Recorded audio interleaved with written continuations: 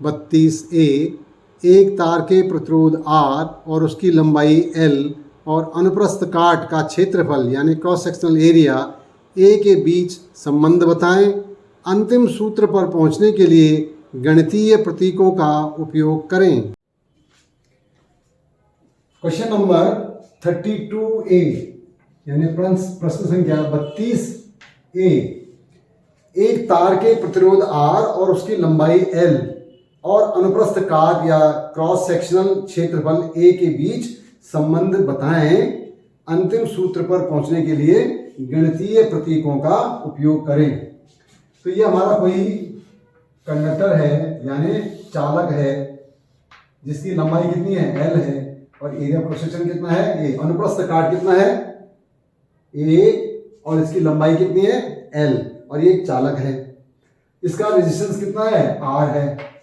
तो हमने पढ़ा हुआ है कि जो रेजिस्टेंस है यानी प्रतिरोध है, यानी प्रतिरोध क्या है, एक तरह से रुकावट है। तो रुकावट अगर आपका जो सड़क है उसमें अगर मान लीजिए वहाँ पानी भरा हुआ है या कुछ रेत या गंदा पड़ा हुआ है तो आपको चलने में वहाँ क्या होगी, रुकावट होगी। तो अगर थोड़ी जगह भी पड़ा है तो आप उसको छलांग लगा के निकल सकते हो या कुछ है तो आसानी से हो जाएगी। और उससे दुगना या 3 गुना जगह पे वो पैसा पड़ा हुआ है तो आपकी परेशानी बढ़ गई कि घट गई, तो वो परेशानी बढ़ रही है। इसका मतलब ये हुआ कि जो R है यानी प्रतिरोध है R, ये समानुपाती है किसके, लंबाई के। तो R is proportional to L यानी प्रतिरोध लंबाई के समानुपाती होता है। समानुपाती का मतलब अगर लंबाई बढ़ेगी तो समस्या भी बढ़ेगी।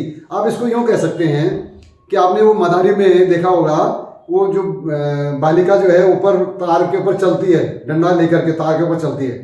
अगर वो तार की लंबाई कम हो तो वो लड़की उसको जल्दी आराम से पार कर लेगी या दिक्कत आएगी, उसको आराम से कर लेगी। लेकिन उसी रस्सी की लंबाई अगर हम क्या है, उसी तार की लंबाई हम दुगनी कर दें तो आपको क्या लगता है कि ये गिरने के चांसेस उसके ज्यादा बढ़ गए कि कम है, या अभी भी आराम से चली जाएगी। यानी पहले के मुकाबले उसको ज्यादा परेशानी होगी और वो ज्यादा देर तक उसको रहना पड़ेगा, ज्यादा देर तक उसको जाना पड़ेगा, जिसकी वजह से कहीं भी उसको गिरने के चांसेस ज्यादा हो सकते हैं। इसका मतलब उसकी परेशानी, जैसे हमने लंबाई बढ़ाई तो जितनी परेशानी यहां तक हो रही थी उतनी परेशानी उसकी आगे भी यहां तक हो गया। अगर मान इतनी सी लंबाई है और यहाँ और चलना पड़े तो जितना उसको यहाँ चलना पड़ रहा था उसका उतनी ही परेशानी यहाँ भी चलनी पड़ेगी। तो यानी वो क्या हो गई, समानुपाती लेंथ की हो गई। अब दूसरी तरह से आया है हम कि एरिया क्रॉस सेक्शन, यहाँ पर जो है जो हमारे जो इलेक्ट्रॉन्स हैं यानी जो आवेश के जो कण हैं वो भागने की कोशिश करेंगे, चलने करेंगे। आप इसको फिर दोबारा वही सड़क पे बात करें। अगर हमारी सड़क चौड़ी है कि जो उसमें ट्रैफिक चलने वाला है वो आसानी से चलेगा कि दिक्कत करेगा, यानी आसानी से चलेगा जब सड़क चौड़ी है। उसी सड़क में जब पुलिस वाले बैरिकेड लगा देते हैं तो बैरिकेड लगाने का मतलब क्या करते हैं, वो वहां पर जगह का चौड़ाई क्या करते हैं, कम कर देते हैं, गैप बना देते हैं, ताकि उसमें से एक एक गाड़ी निकले या 5-5 निकल जाए तो एक निकले। इसका मतलब हमने क्या किया, इसका क्षेत्रफल क्या कर दिया, कम कर दिया, इतना कर दिया, बाकी बंद कर दिया। अब यहाँ तो सारा आ रहा, लेकिन यहाँ से क्या होगा, एक एक निकलेगी। तो यहाँ पर निकलना आसान है ट्रैफिक का या मुश्किल है, तो वहां पर क्या हो जाता है, जाम लग जाता है, तो परेशानी बढ़ जाती है। ठीक उसी तरह से अगर तार पतला हो जाए तो इसमें से जो आवेश हमारा होगा वो इसमें से बहुत आसानी से नहीं भाग पाएगा, जबकि अनुप्रस्थ काट का क्षेत्रफल ज्यादा हो जाएगा तो आवेश क्या होगा, बहुत आसानी से चला जाएगा। इसका मतलब अगर ए को हम बढ़ा दें तो हमारा आर क्या होगा, कम हो जाएगा। अगर ए को घटा दें तो आर क्या हो जाएगा, बढ़ जाएगा। तो ये क्या हो रहा है, व्युत्क्रमानुपाती हो रहा है, व्युत्क्रमानुपाती। तो ये इनवर्सली प्रोपोर्शनल, व्युत्क्रमानुपाती, उल्टा हो रहा है ए। और अगर इसमें हम एक प्रोपोर्शनलिटी कांस्टेंट डाल दें तो हो गया rho L by A, where this rho equals to R A upon L. क्या कहलाता है, क्या कहलाता है ये कहलाता है इसका चालकता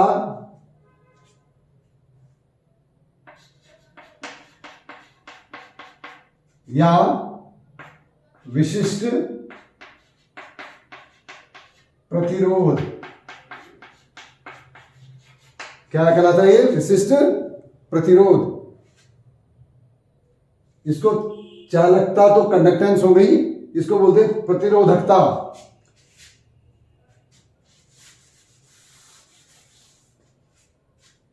रो equal to R A upon L हो गया, जहां रो की जो वैल्यू है उसको क्या बोलते हैं, प्रतिरोधकता। प्रतिरोधकता यानी रेजिस्टिविटी, क्या बोलते हैं इसको, रेजिस्टिविटी, या दूसरा भी है इसका विशिष्ट प्रतिरोध, इसका नाम विशिष्ट प्रतिरोध भी है, यानी स्पेसिफिक रेजिस्टेंस, स्पेसिफिक रेजिस्टेंस ये भी कहते हैं। तो ये सिंपल हो गया कि जो प्रतिरोध है वो लंबाई के समानुपाती है और अनुप्रस्थ काट क्षेत्रफल के व्युत्क्रमानुपाती है। यहां पर समानुपाती कांस्टेंट अगर हम डालें तो R equal rho L by हो गया, ये रो की वैल्यू क्या होगी, R into A upon L हो जाएगा, जिसको हम क्या कहते हैं, प्रतिरोधकता कहते हैं या विशिष्ट प्रतिरोध कहते हैं, इंग्लिश में रेजिस्टिविटी या स्पेसिफिक रेजिस्टेंस बोलते हैं। और इसका जो मात्रक है वो है ओम मीटर, यानी ओम मीटर होता है, इसका मात्रक है ये। ध्यान यहां पूछा नहीं गया, लेकिन आपको ध्यान रखना है, कभी क्वेश्चन पूछ सकता है।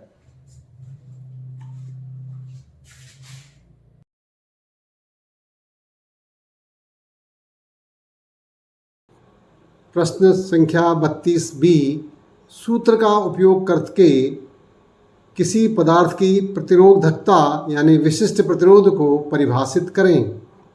प्रश्न संख्या 32B यानी क्वेश्चन नंबर 32B, सूत्र का उपयोग करके किसी पदार्थ की प्रतिरोधकता या विशिष्ट प्रतिरोध को परिभाषित करें।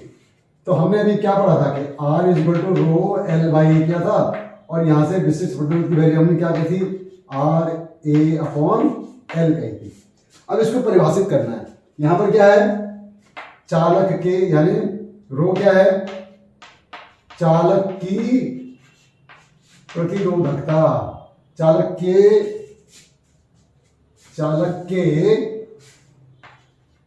पदार्थ की प्रतिरोधकता या चालक के पदार्थ की विशिष्ट प्रतिरोध। तो अगर हम क्या करें, यदि हम L की वैल्यू कितना ले लें, 1 मीटर ले लें, A की वैल्यू हम क्या ले लें, 1 मीटर स्क्वायर ले लें, तो रो की वैल्यू कितनी हो जाएगी, ये R हो जाएगी, इंटू 1/1 दैट इज R। तो रो की वैल्यू R हो जाएगी। इसका मतलब क्या है कि ये जो किसी भी चालक की या पदार्थ की जो है प्रतिरोधकता जो है वो क्या है, एक प्रतिरोध है जो किसके द्वारा अप्लाई किया गया, एक इकाई लंबाई और इकाई अनुप्रस्थ काट क्षेत्रफल के चालक का प्रतिरोध हम क्या कह सकते हैं, प्रतिरोधकता कहलाएगी। तो इसकी परिभाषा क्या हुई कि किसी भी चालक के पदार्थ की प्रतिरोधकता इकाई लंबाई और इकाई अनुप्रस्थ काट के चालक का प्रतिरोध होता है, यानी चालक के पदार्थ की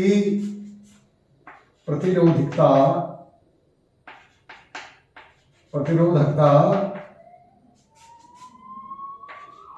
एक इकाई लंबाई तथा इकाई अनुप्रस्थ काट क्षेत्रफल वाले चालक का प्रतिरोध होता है। ये हो गया, या होती है, प्रतिरोधकता है ना, तो होती है। तो चालक के पदार्थ की प्रतिरोधकता ए इकाई लंबाई तथा इकाई अनुप्रस्थ काट क्षेत्रफल वाले चालक का प्रतिरोध होता है, प्रतिरोध होता है, का प्रतिरोध होता है या होती है, जो भी है आप लिख सकते हैं। इसको हम एक तरह से और भी समझें। अगर मैं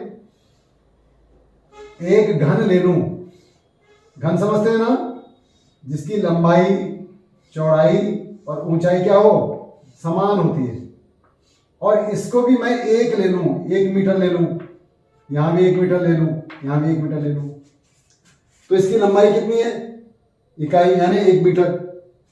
और इसका क्षेत्रफल अगर मैं निकालूं तो ये कितना होगा, 1 इंटू 1, ये लंबाई गुणा ऊंचाई करोगे ना यहाँ पे, तो 1 इंटू 1 करोगे तो कितना हुआ, वो भी 1 हुआ।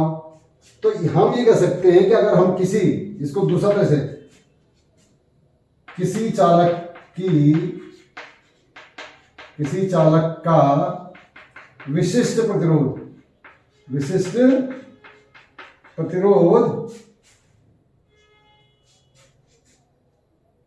1 घनाकार चालक जिसकी भुजा 1 मीटर हो का प्रतिरोध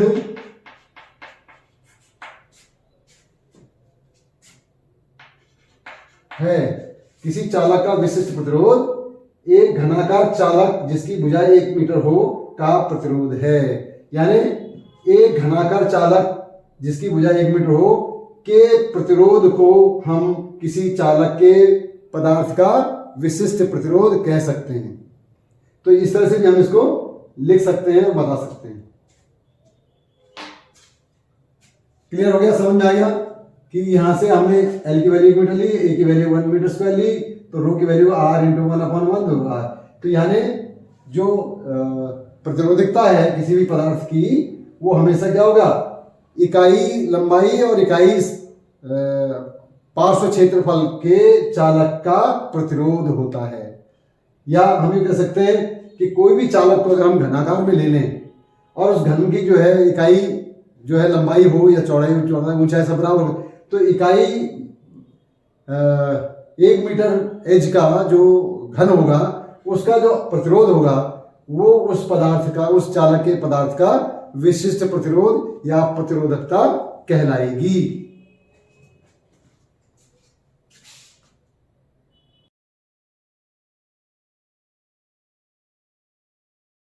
प्रश्न संख्या 33 यानी क्वेश्चन नंबर 33। यहां पर एक चित्र दिया गया है जिसमें एक विद्युत परिपथ है और एक प्लेन शीट रखी हुई है। तो मोना एक चुंबकीय कंपास और एक सीधे धारा प्रवाहित तार के साथ एक प्रयोग कर रही थी। उसने देखा कि जैसे ही उसने कंपास को विद्युत प्रवाहित तार से दूर किया, कंपास यानी दिक्सूची जो होती है, जो आप देखते हैं मैग्नेट में जो है निडल होती है, घूमती है, दिशा का विज्ञान जिससे करते हैं, सूची का विक्षेपण कम हो जाता है। तो क्वेश्चन है ए, बताएं कि जैसे ही मोना ने कंपास सुई को विद्युत धारा प्रवाहित तार से दूर किया तो कंपास सुई का विक्षेपण कम क्यों हो गया। बी, एक ऐसी चीज का उल्लेख करें जो तार के सर्किट में बदल सकती थी जिससे सुई का विक्षेपण बढ़ सकता था। और तीसरा सी का क्वेश्चन का जवाब देंगे, उपरोक्त चित्र में यानी ऊपर वाले चित्र में वर्णित स्थिति के लिए तार से जुड़े चुंबकीय क्षेत्र की दिशा क्या होगी, कारण सहित स्पष्ट करें। प्रश्न संख्या 33 यानी क्वेश्चन नंबर 33। यहां पर एक डायग्राम है।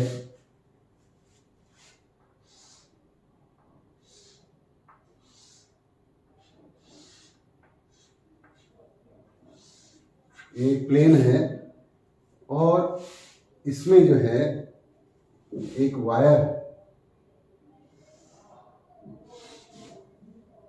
पास किया गया है। इसमें जो करंट है वो, इसमें एक बैटरी लगी है। ये पूरा पेपर है फ्लैट इस तरह से। तो इसमें है, यहाँ से करंट गया तो इधर से ये दिखाया कि वायर इसमें से निकल रहा है उधर से। तो क्वेश्चन है, मोना एक चुंबकीय कंपास और एक सीधे धारा प्रवाहित तार के साथ एक प्रयोग कर रही थी। उसने देखा है कि जैसे ही उसने कंपास यानी दिक् सूचक जिसको बोलते हैं, दिक् सूचक एक जो आपकी मैग्नेटिक कंपास नीडल होती है जिसमें नॉर्थ और साउथ ये ऐसा इसमें रेड बना होता है और दूसरा वो होता है। तो ये एक कांच की डिब्बी जैसी होती है जिसको आप बोलते हो दिक् सूची या दिक् सूचक। तो इसको मैरिनर्स कंपास बोल देते हैं या कंपास निडल। तो उसने देखा कि जैसे ही कंपास को विद्युत प्रवाहित तार से दूर किया, यानी यहाँ पर अगर ये निडल हमने यहाँ रखी है ये, और जब इसको दूर ले जाते हैं, वायर यहाँ से जाते इससे दूर ले गए, तो इसका जो डिफ्लेक्शन है वो कम हो गया, यानी कंपास का विक्षेपण कम हो जाता है, डिफ्लेक्शन कम हो जाता है, विक्षेपण कम हो जाता है।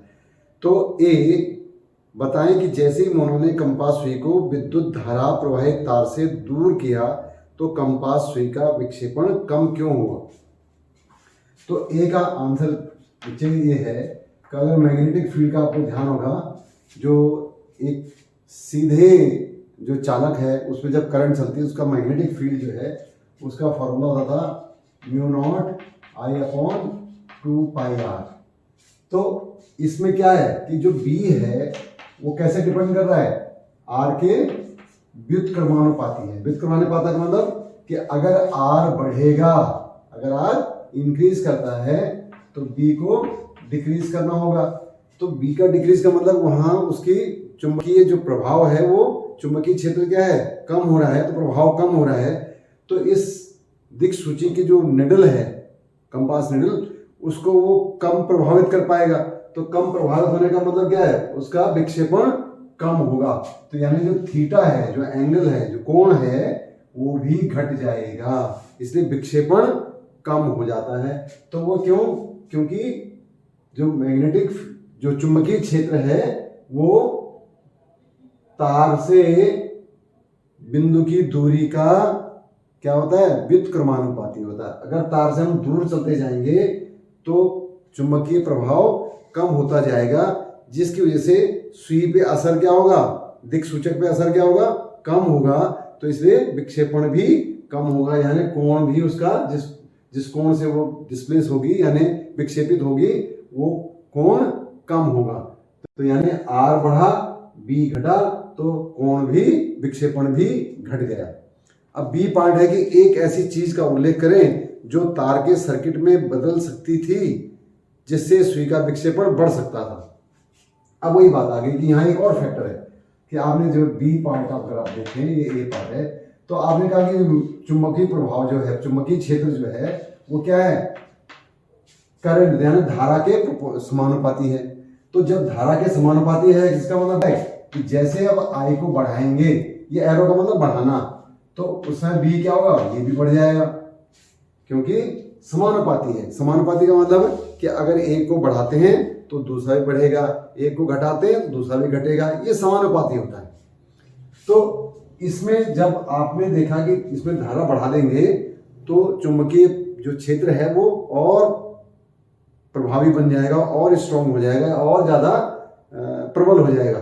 तो जब ये क्षेत्र प्रबल होगा तो दिक् सूचक को क्या करेगा, ज्यादा विक्षेपित करेगा। तो इसका मतलब क्या है, ये जो विक्षेपण का जो कोण है वो भी बढ़ जाएगा। तो यही उन्होंने कहा था कि एक ऐसी चीज का उल्लेख करें जो तार के सर्किट में बदल सकती थी जिससे सुई का विक्षेपण बढ़ सकता है। तो इसमें सिंपली क्या है कि तार में बहने वाली, प्रवाहित होने वाली धारा को बढ़ा दिया जाए, यानी धारा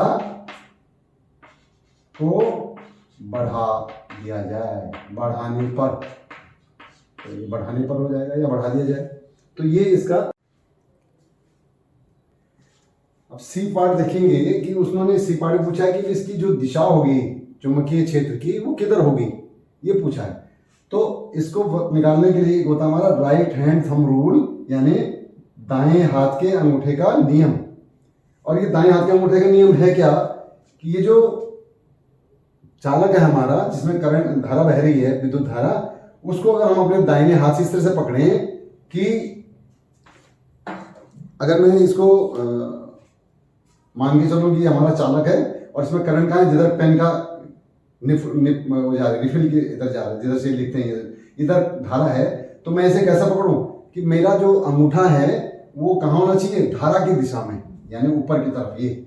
और फिर इसको पकड़ने के लिए मुझे क्या करना पड़ेगा, अपनी फिंगर से ऐसे घुमानी पड़ेगी ना इसको पकड़ने, तभी तो पकड़ा, ये देखिए घूम गया ये ऐसे। और इसको हटाऊंगा तो ये छूटेगा ऐसे, पकड़ना है तो मेरी फिंगर ऐसे घूमेंगे ये, और अंगूठा क्या है, करंट धारा की दिशा में, तो ऐसे घूम रही है, तो ये ऐसे घूमेंगी। तो ये जो दिशा है हमारी, ये हमारी क्या हो जाएगी, ये विद्युत धारा की उसकी जो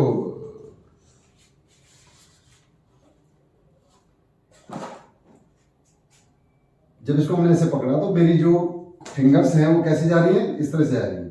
तो इसलिए क्या होगा,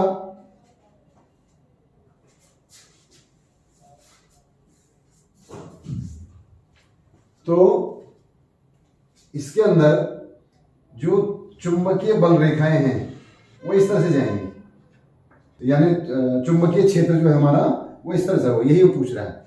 अब इसको कैसे दिखाएं, तो इसको समझने के लिए आपको मैं एक थोड़ा एक्टिविटी से समझाने की कोशिश करता हूँ। ये आप देखिए, ये जो शीट है ना, आपको यहाँ देखने से नहीं पता, ऐसे लग रहा है, ये शीट एक्चुअली ऐसी है। तो यहाँ से इधर दिख रहा है ना, ये यहाँ सामने दिख रहा है, ये इधर से जा रहा है ऐसे। अब इस सीट में ऐसे गया और वायर इधर से आ रहा है, यहाँ पर बैटरी लगी और यहाँ से फिर वायर आकर के ऐसे आ रहा है, तो इसलिए वो पीछे दिख नहीं रहा है, ये वायर पीछे दिखेगा नहीं, जैसे मेरी उंगलियां आप दिख नहीं रही आपको पीछे से ऐसे, और ये ऐसे करके यहाँ बैटरी लगी और ये इस पर कनेक्ट हो रहा है। तो इस तरह का चित्र है ये। अब मुझे धारा कहाँ बह रही है, अंदर की तरफ, इसकी तरफ बढ़ रही है। तो मुझे इसको अगर पकड़ना है तो कैसे पकड़ना है, दाहिने हाथ से फिंगर, अब जो अंगूठा है वो यूँ रखेंगे और इसको फिर पकड़ना है तो कैसे होगा, ऐसे पकड़ूंगा, तो मेरी जो फिंगर है वो ऐसे घूम रही है नीचे, ठीक है। अब इसको कैसे बोलेंगे, तो इसको अगर मैं घड़ी के साथ ही लगा दूं, देखिए अब ये आपके साथ घड़ी के साथ लगा देते हैं इसको, ठीक है। अब देखिए अब कैसे होता है, तो पकड़ना तो अंगूठी से कैसे, इधर ही रखना जिधर करंट चल रही है।